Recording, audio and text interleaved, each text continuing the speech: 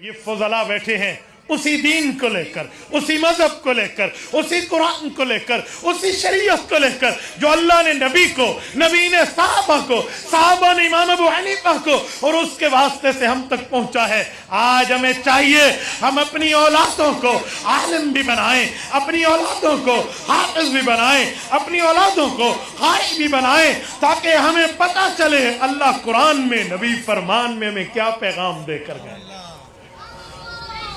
اور میرے ساتھیوں، میں ایک بات سمجھانے کے طور پہ آپ کی خدمت میں جملہ کہنے لگا ہوں، اپنی اولادوں کو عالم اور حافظ بناؤ۔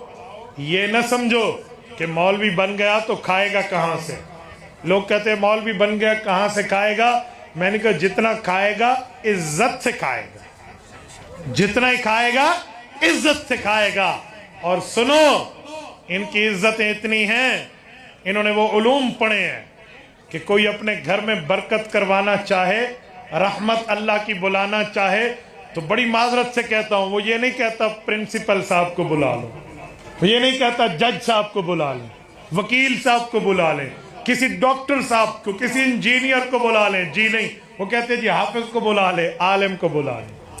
تو دنیا تو یوں انہیں سلام کرے گی، دنیا میں بھی عزتیں ہوں گی، آخرت میں بھی عزتیں۔